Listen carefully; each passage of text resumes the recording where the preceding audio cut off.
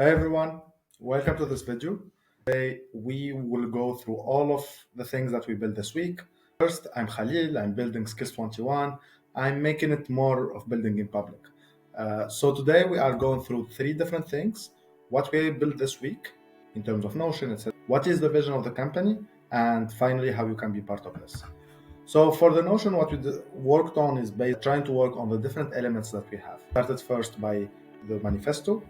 So in a way, understanding the why and the people that we want to work with. An example here is there are different aspects. There are different categories. First, there is mixed passion with action, which is more about how we embrace working with builders. There is also drive sustainable innovation, how we really focus on driving sustainable innovation, and finally, how to create impactful connections and how can you go beyond this. Build the blueprint, which is more of our process, so it's more of the how of the why. So here it's mostly all the different elements. If you spot any problem, by the way, you can just email us.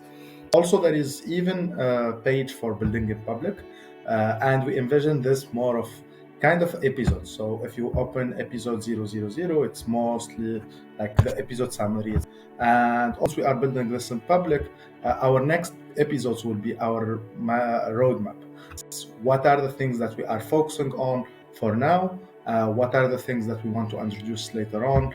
And those can be some of the videos. And if you want to suggest, go ahead. You can fill a form there that will be available. Also have is also the calendar, and there are some footer. We built a footer for this Notion page, and this is from a product side. We have also the vision of the company. Visually, this is how people envision the startup journey.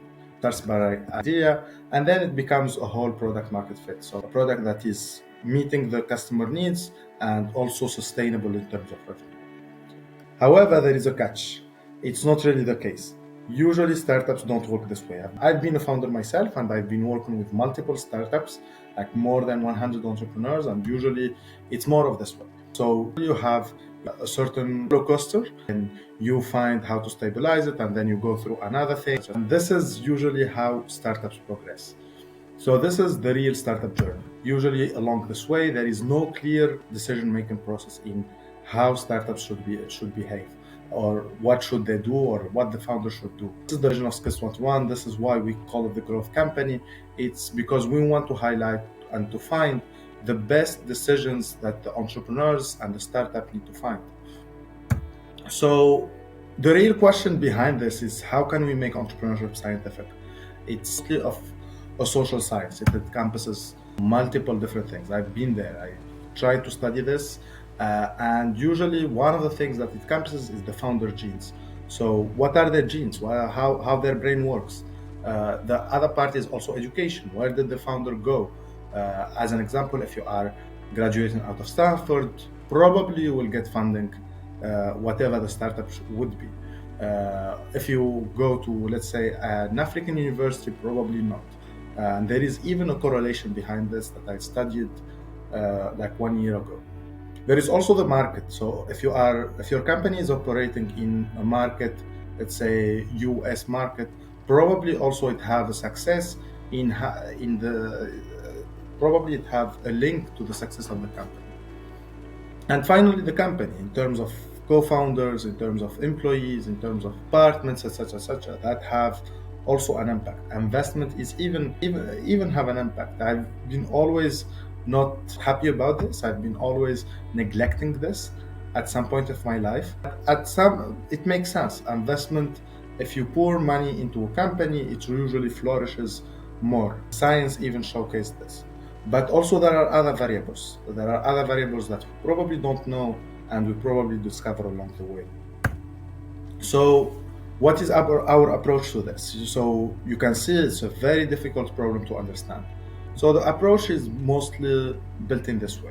We want to work with builders, people who build real startups, who work on real innovation. We want to support them and support them through different processes, through different implementation in the different things that they want to do, and guide them through the process that they want to do. And then we want to analyze all of this. We want to understand if our support made sense. We want to understand what did they do and what made them succeed, and from there conclude and try to give it to other builders or also to enhance their process. And such a process is not coming out of thin air. It's a pure scientific thing. So there is even a research paradigm that really follows this approach, which is the action research cycle. So the action research cycle, it's have planning, it have action.